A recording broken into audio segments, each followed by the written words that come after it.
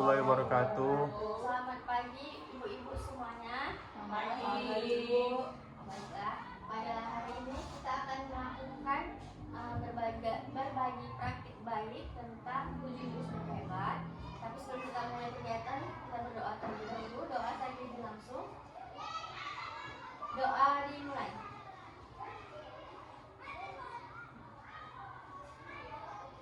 Doa selesai. Gimana kabarnya hari ini, ibu-ibu? Alhamdulillah. Alhamdulillah. Nah, jadi kita akan membahas tentang 7 jurus BK hebat. Jadi ada 7 jurus ya ibu-ibu. Yang pertama itu kenali potensi, yang kedua kelola emosi, yang ketiga tumbuhkan resiliensi, yang keempat menjaga konsistensi, yang kelima jalin koneksi, yang keenam bangun kolaborasi, yang ketujuh menata situasi. Nah, tapi pada kegiatan ini kita akan membahas 2 jurus aja, yaitu jurus kelola emosi dan yang satu lagi tumbuhkan resiliensi. Nah, baiklah yang pertama kita bahas tentang kelola emosi. Tujuan topik ini yaitu guru BK dan guru non-BK terampil menerapkan bimbingan langsung di kelas untuk membantu murid mengelola emosi dan stres akademik. Oke, tapi sebelum kita mulai kita akan explain terlebih dahulu seperti biasa. Tes konsentrasi namanya tepuk pagi siang malam. Nggak tahu ibu?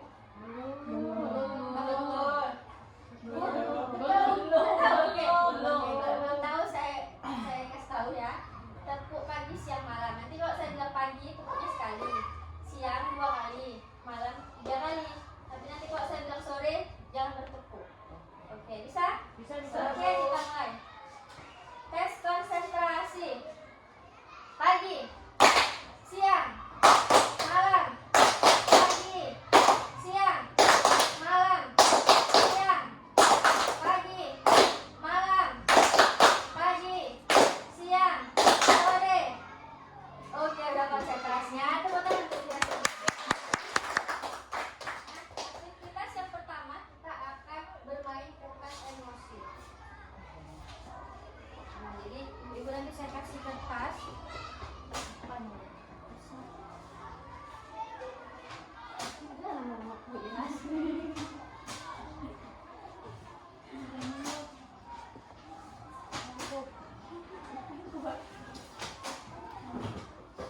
Oke. Nah, jadi yang ibu-ibu pegang sekalian namanya kertas emosi. Nanti saya akan membacakan cerita. Nah, di cerita itu aktornya adalah ibu-ibu semua. Jadi bayangkan ibu itu dalam cerita tersebut.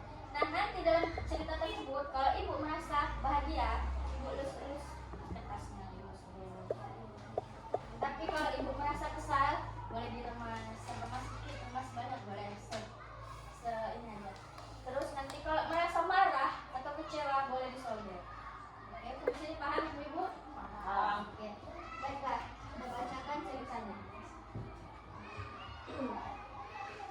Oke, fokus lihat kertasnya masing-masing, nggak usah lihat saya. Pagi itu, ibu berangkat ke sekolah mengendarai sepeda motor. Bahan ajar yang sudah disiapkan rapi digantungkan di motor. Namun, beberapa meter sebelum sampai sekolah, motor mendadak mogok karena kehabisan bensin. Dengan susah payah, ibu mendorong motor hingga sampai ke sekolah. Sampailah ibu di kelas. Hampir semua siswa datang tepat waktu. Namun, belum sempat suasana stabil, Andi masuk terlambat. Ia hanya menunduk sambil berkata, "Maaf ya Bu, saya telat." Pelajaran pun dimulai. Namun, saat akan menggunakan bahan ajar yang sudah disiapkan, ibu guru tersadar bahwa bahan tersebut tidak ada. Dicari ke sana kemari, tapi tetap tidak ditemukan. Dengan terpaksa, ibu pun melanjutkan mengajar seadanya. Bayangan aktivitas mengajar yang seru seketika buyar. Di tengah pelajaran, saat ibu mengajar, Andi terlihat tidak memberikan perhatian. Dia menunduk di bangkunya. Saat didekati, ternyata Andi sedang terlelap tidur. Tak lama kemudian, ada seorang bapak mengetuk pintu kelas. "Permisi, Bu. Maaf, saya pamannya Andi. Sebetulnya Andi sudah 3 hari di rumah sakit karena menunggu ayahnya yang sedang sakit.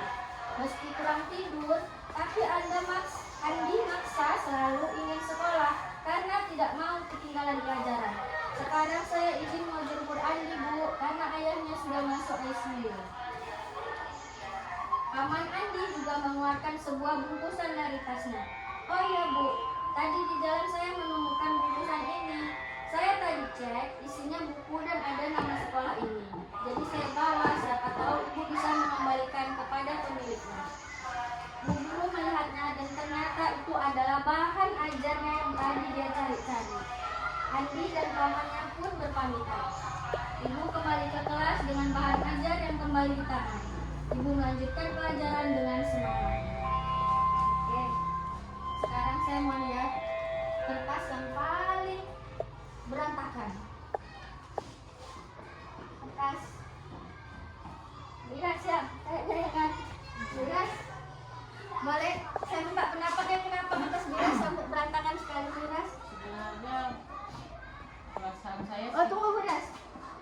Oke, ini Miras, itu nggak dengar suara Miras. sedih. Sebenarnya perasaan saya kecewa karena saya pribadi kan jarak tempuh ke sekolah itu cukup jauh ya, Bu. Ya, Jadi begitu saya sadar, seandainya saya sadar bahwa media pembelajaran saya atau bahan ajar saya itu sudah tidak diketahui di mana, saya merasa bahwa itu sesuatu yang mengecewakan.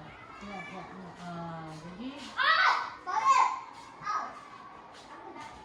Jadi itulah perasaan saya.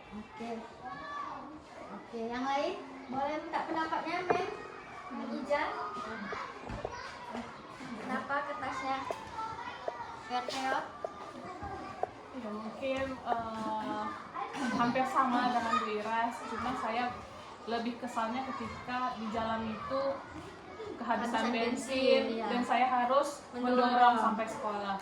Berhubung rumah saya juga jarak tempuhnya 40 menit ya, saya sudah membayangkan rasa capeknya seperti itu, jadi agak sedikit kesal banget.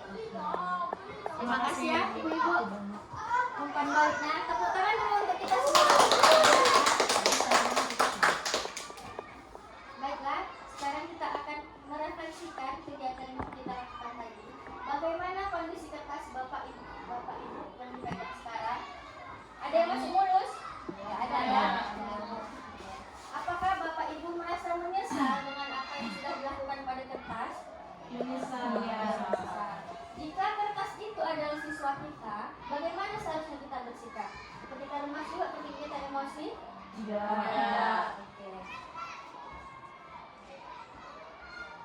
Oke, sekarang kita akan melakukan aktivitas yang berikutnya, yaitu mengenali peta emosi.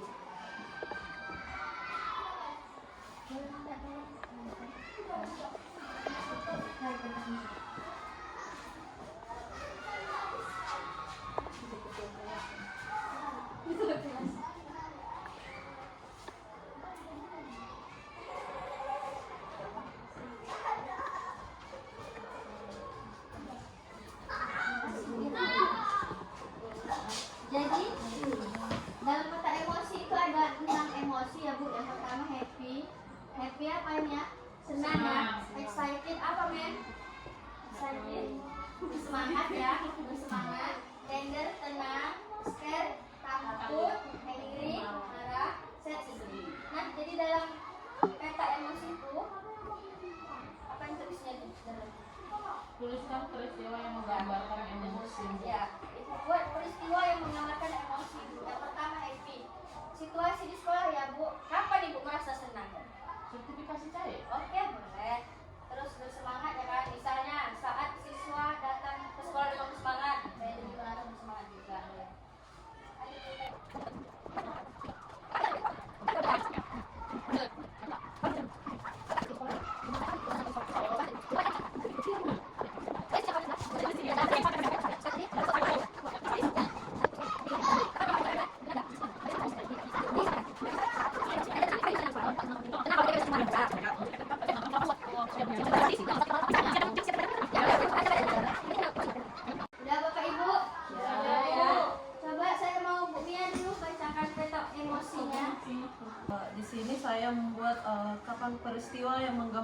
emosimu. Yang pertama itu happy.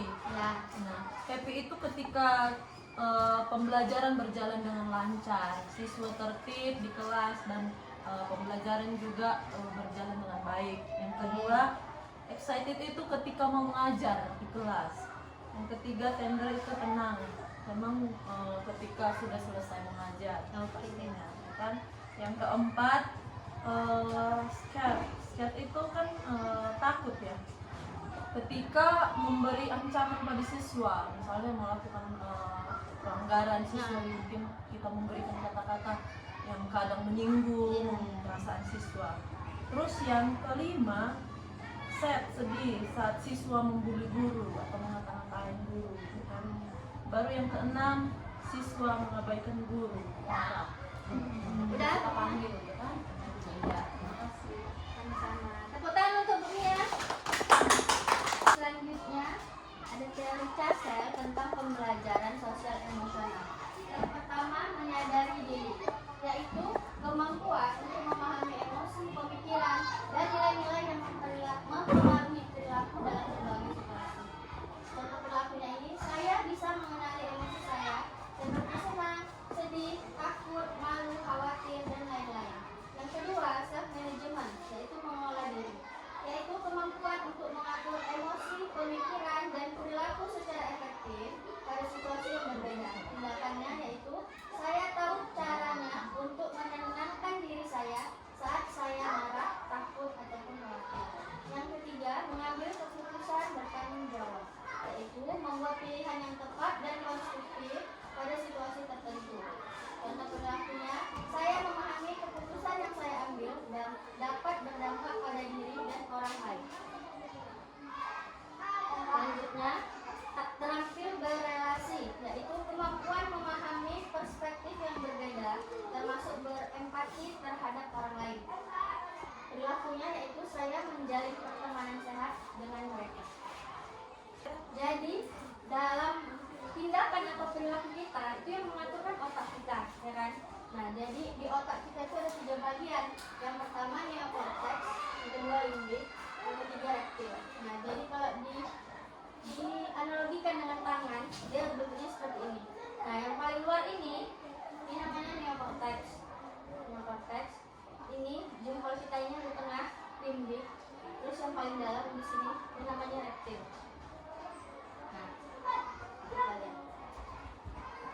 Nah, jadi perilaku kita yang dikendalikan oleh si neokortex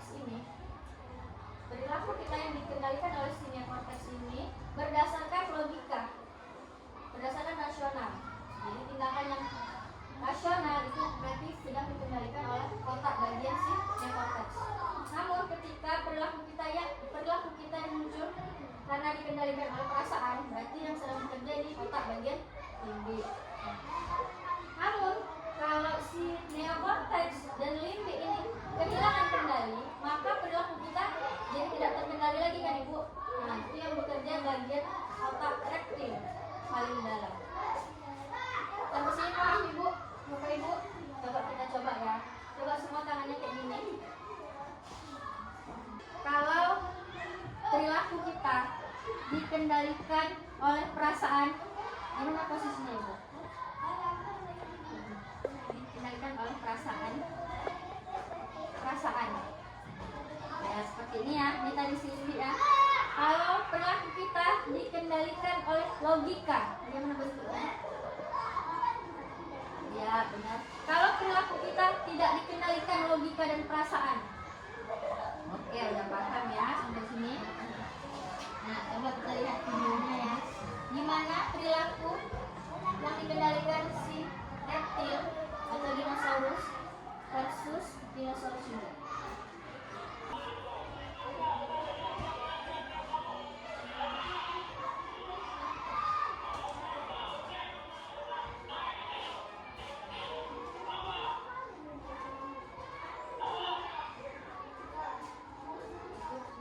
Tindakan yang dikendalikan oleh reptil versus reptil dan ibu.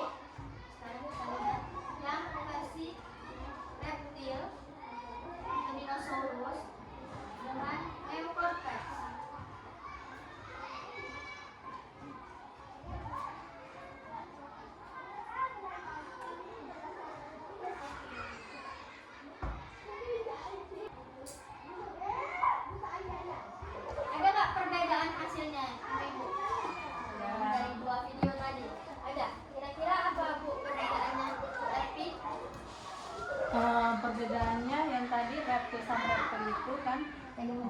dijepit. Perbedaannya reptil sama reptil tadi itu mereka saling emosi. Saling emosi. Jadi nggak ada titik temunya. Iya. Sementara dengan apa tadi, reptil Limbi sama Ah. reptil. Neokortex sama neokortex reptil. dengan reptil itu kan ada satu emosi, satu lagi melegakan. Iya. Nah, jadi ada saling membantu dalam nemu titiknya gitu. Oke, terima kasih. Tepuk tangan dulu untuk Mbak Rizky. Jadi ya Bapak Ibu, gimana kita merespon tindakan saat kita emosi? Jangan langsung direspon. Misal di kelas tuh pasti ada aja tuh anak-anak yang kita emosikan. Entah dia mengganggu kawannya, entah dia tertidur, entah dia melawan, menjawab. Jangan langsung kita respon kalau kita dalam keadaan emosi. Ya, kalau kita emosi kita jeda dulu. Misal kita lagi berdiri, kita boleh jalan dulu keluar, kita jeda dulu. Misalnya lagi jalan-jalan duduk dulu atau tarik nafas dulu, hirup dulu udara-udara di luar. Ya, jangan langsung kita merespon tindakannya. Oke, masuklah kita ke kegiatan yang terakhir yaitu merancang kelas bernuansa sel. Jadi ibu saya bagi 3 kelompok ya berpasangan membuat roda emosi. Membuat roda emosi, membuat papan cuaca emosi, dan emoticon trigger.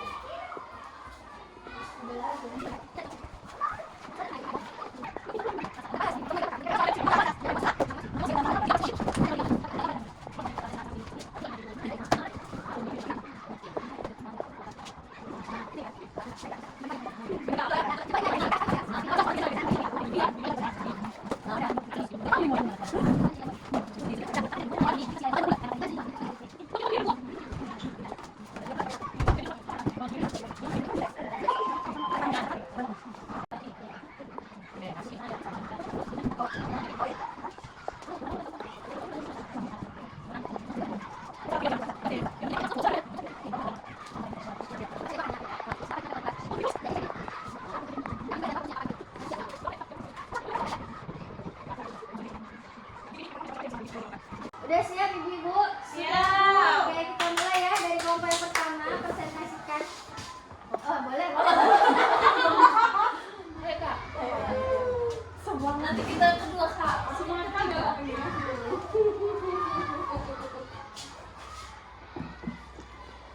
Yang kedua, kami dari kelompok 1 dengan Ada saya. sini kesian kayak kena ini, cahaya ilahi. Kami dari kelompok 1 dengan nama Rasida Rizal. Dengan saya Kiramalin Sebian. Kami membuat roda emosi. Jadi roda emosi ini terdiri dari gembira, ngantuk, takut, marah, senang, dan sedih. Jadi harapan kami, ketika kami menempelkan ini di dinding kelas, jadi setiap siswa atau siswi kami yang masuk, mereka akan diberikan sticky note untuk menempelkan emosi apa yang ada di situ. Berhubung kami mengetahui bahwa kepribadian siswa kami itu takut untuk hal-hal seperti itu, jadi kami memilih sticky note-nya itu tidak akan pakai nama. Oke, Jadi kami hanya akan mengambil kesimpulan bahwa di kelas itu bagaimana perasaan mereka, tidak studi personal. Terima kasih. Oke, beri tepuk tangan untuk kelompok 1. Lanjut kelompok 2.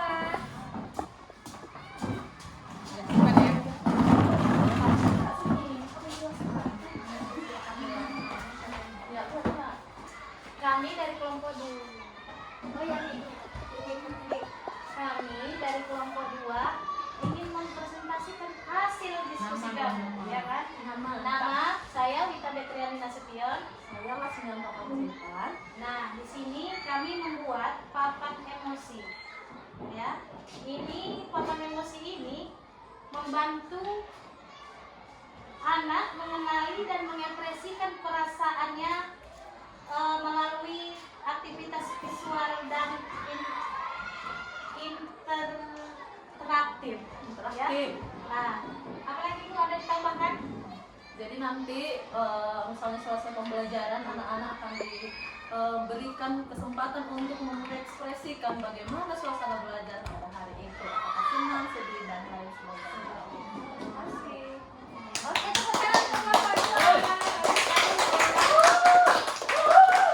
Kelompok 3. Kelompoknya kita tunggu. Pengantin lagi. wabarakatuh. Kami kelompok 3, saya Farija Yusridal dan rekan saya Rizky Putri Andriani Syagian. Oke, di sini kami akan mempresentasikan hasil diskusi kami, yaitu papan refleksi yang berjudul How do you feel today? Apa yang kamu pikirkan, apa yang kamu rasakan hari ini. Di sini ada beberapa gambar. Mungkin di dalam gambar ini kita bisa mengetahui ada ekspresi atau emosi senang, sedih, marah, atau dan lainnya. Ini akan kami tempel setelah pembelajaran, di mana murid-murid akan menuliskan nama-namanya di sticky note ini. Apakah dia sedih, maka dia akan menuliskan di sini namanya. Apakah dia senang, dia akan menuliskan namanya di sini, dan lain sebagainya. Sehingga setelah kami mendapatkan emosinya, bagi yang sedih mungkin kami akan melakukan yang namanya perbaikan, dan kalau misalnya senang mungkin kami akan menyatakan kalau misalnya pembelajaran kami itu joyful. Dan kami pun juga membuat apresiasi untuk mereka yang sedang pembelajaran kami hari ini. Itu saja. Ada yang bisa kami sampaikan, terima kasih. Tepuk tangannya. Untuk materi kita hari ini tentang pola emosi, saya ingin mewakilkan untuk merefleksikan apa hasil pembelajaran kita hari ini tentang pola emosi. Saya dapat dari pembelajaran hari ini yaitu saya jadi tahu tentang mengelola emosi saya nantinya berhadapan dengan teman-teman ataupun dengan siswa saya. Nah, baru pembelajaran juga cukup menyenangkan sih, ya kan? Jadi saya jadi tahu bagaimana cara mengelola emosi saya. Itu aja. Terima kasih, tepuk tangan. Baiklah, saya tutup materi tentang pola emosi. Assalamualaikum warahmatullahi wabarakatuh. Waalaikumsalam. Assalamualaikum warahmatullahi wabarakatuh. Waalaikumsalam. Baiklah, selanjutnya kita masuk jurus yang ketiga, yaitu tumbuhkan resiliensi. Sebelumnya udah pernah dengar nggak Bu kata-kata resiliensi atau daya lenting? Belum pernah ya? Oke, jadi tujuan pembelajaran kita hari ini yaitu guru mampu membantu murid membentuk new mindset yang menumbuhkan resiliensi sehingga mereka berkembang optimal pada aspek pribadi, sosial, akademik, dan karir. Baiklah, sebelum kita mulai, kita akan ice breaking terlebih dahulu seperti biasa. Boleh berdiri, Ibu? Membentuk lingkaran. Pegang bahu kawannya. Oh enggak, kayak kereta api Bu, kayak kereta api. Oh gini. Ah, iya, iya. Oke.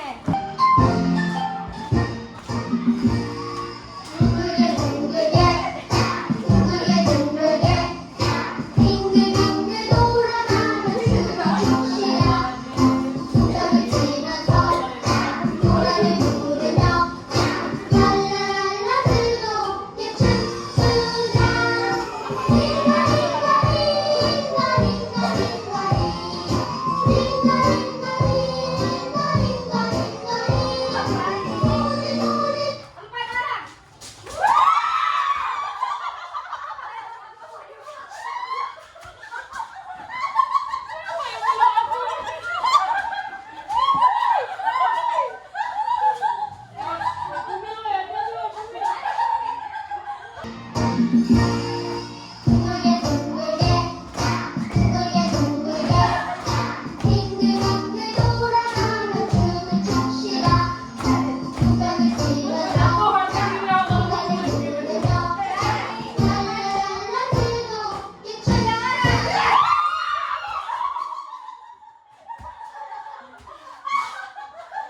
Untuk aktivitas pertama, kita akan melakukan estafet pulpen ya.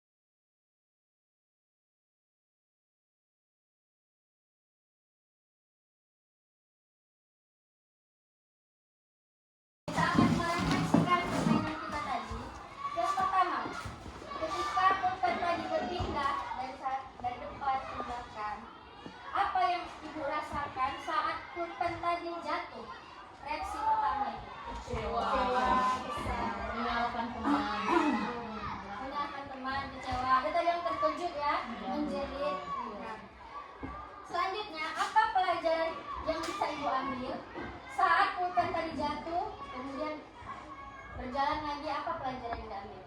Lebih hati-hati. Hati-hati, kemudian Lebih tidak sabar. sabar. Apakah setelah jatuh menyerah? Tentu tidak. Coba kembali. Mencoba kembali. Oke, di luar permainan ini, coba ibu pikirkan pengalaman di kehidupan yang nyata. Pernah nggak ibu menghadapi situasi yang seperti itu? Udah berusaha gagal, bangkit, coba lagi, gagal lagi, coba lagi. Pernah nggak bu? Pernah. Saya minta satu orang. Pernah nggak bu gagal bu? Nggak terwujud. Pernah. Apa itu bu? Pernah seperti kita mendapatkan jodoh ya kan, walaupun umur kita sudah istilahnya sudah cukup umur, sudah lanjut, kita jangan merasa menyerah. Terus saya waktu itu saya pernah dulu sila menyerah, mungkin gak ada jodohnya ya kan, tapi alhamdulillah di umur saya yang istilahnya seharusnya kepala tiga, alhamdulillah saya sudah menemukan jodoh. Jadi kita tidak boleh gagal, kita harus semangat.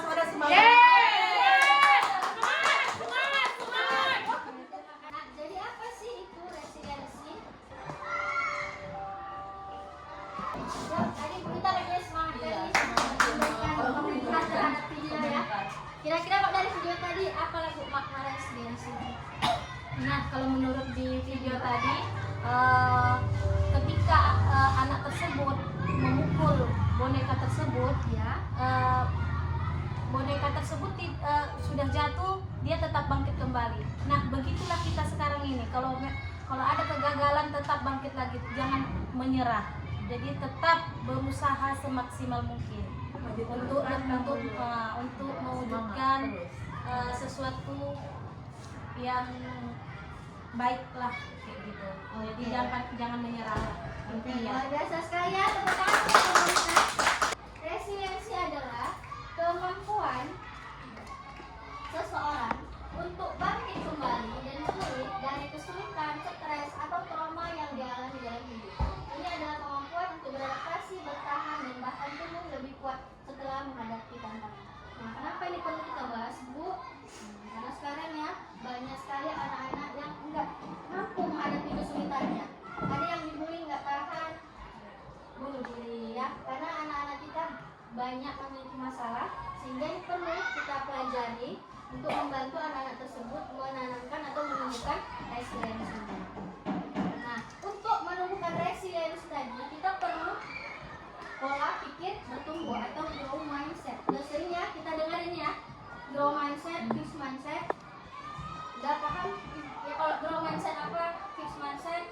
Nah, ini kita bacakan ya perbedaannya. Fixed mindset memandang kesuksesan, saya bisa sukses jika punya bakat. Tapi kalau growth mindset, saya bisa sukses dengan berusaha. Nah, kalau dia melihat kegagalan, fixed mindset, saya menyerah kalau dia gagal. Nah, kalau growth mindset, saya akan coba lagi. Selanjutnya, kalau menghadapi kesulitan, fixed mindset, saya tidak bisa. Kalau growth mindset, saya belum bisa. Kemudian saat mendapatkan masalah, orang yang punya pola pikir fixed mindset, mengapa masalah ini terjadi pada saya? Tapi kalau dia growth mindset, solusi apa yang bisa saya upayakan menghadapi kesulitan? Nah, ketika mendapat kritik fixed mindset, saya sakit hati. Orang yang growth mindset, terima kasih, saya akan memperbaiki. Sampai sini paham ya, Bapak Ibu? Lanjut, nah sekarang kita akan memberikan respon kepada siswa kita ketika mereka menghadapi kegagalan. Kayak mana respon yang kita berikan? Nah, ini yang paling penting ya, kita aplikasikan pada siswa nanti. Nah, ini ada jurus burger namanya. Kita memberikan respon terhadap siswa yang mengalami kegagalan atau kesulitan dengan jurus burger. Yang pertama, kalau burger itu kan yang atas ada roti, tengahnya ada isian, bawahnya ada roti lagi. Atas kita kasih apresiasi, tengahnya kita kasih koreksi, baru kita apresiasi lagi. Jadi kita merespon mereka juga seperti itu ya Bapak Ibu. Ini contohnya.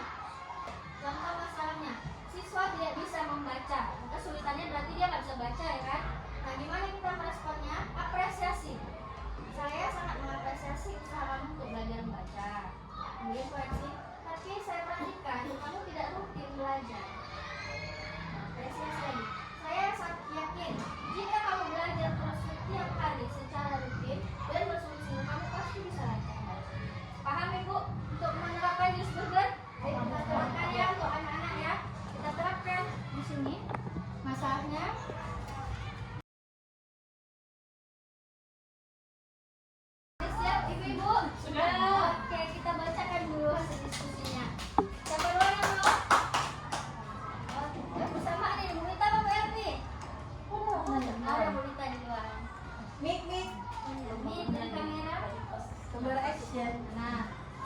sini Ya, masalahnya masalah kami di sini yaitu lomba bernyanyi. Nah, di sini salah lomba bernyanyi ya. ya, salah lomba bernyanyi. Nah, di jurus burger ini kami memberi apresiasi. Saya sangat mengapresiasi usaha kamu untuk berlatih menyanyi. Nah, kami mengkoreksinya, tetapi kamu harus lebih sering atau rutin berlatih bernyanyi lagi. Ya. Nah, kami apresiasikan lagi. Saya yakin ketika kamu rutin untuk berlatih, maka kamu akan mendapatkan hasil yang maksimal. Oke, bagus guys. Tepuk tangan untuk kelompok 2. Selanjutnya siapa? Oke, kelompok 1. Ini tentang lomba kebersihan kelas, lomba kebersihan kelas. Iya. Apresiasinya, saya sangat mengapresiasikan usaha dan kreativitas kalian dalam lomba kebersihan kelas. Koreksinya, tapi saya perhatikan beberapa bagian kelas masih ada yang masih berdebu dan kotor. Apresiasi kembali, saya yakin jika kita membersihkan secara rutin dan keseluruhan, walaupun kita kalah dalam pertandingan, kelas kita akan semakin nyaman dan lomba tahun depan dapat kita menangkan. Oke, bagus guys. Tepuk tangan. Terakhir, kelompok 3. Baiklah, di dalam Jus Burger ini kami mendapat sebuah masalah yaitu turun ranking. Iya. Apresiasinya menurut kami, saya sangat mengapresiasi kamu belajar hingga dapat ranking ini. Kemudian koreksinya, namun kamu kurang giat belajar. Apresiasi kembali, saya yakin kamu bisa lebih meningkatkan lagi usaha dalam belajar sehingga kamu bisa mendapatkan ranking lebih baik dari sekarang. Oke, Itu dari tepuk kelompok tangan kami. untuk kelompok 3. Baiklah, tadi materi kita untuk materi hari ini, saya ingin Bapak Ibu merefleksikan pembelajaran kita tentang resiliensi. Kira-kira apalah hasil pembelajaran kita hari ini? Jujur sebelumnya saya belum mengerti resiliensi itu, tapi setelah mempelajari ternyata dalam hidup itu di resiliensi itu bahwasanya ketika kita menghadapi masalah atau problema atau apapun yang kita harus tetap semangat, pantang menyerah dan bangkit lagi dari keterpurukan kita, dari rasa malas kita, rasa menyerah kita harus tetap semangat. Oke,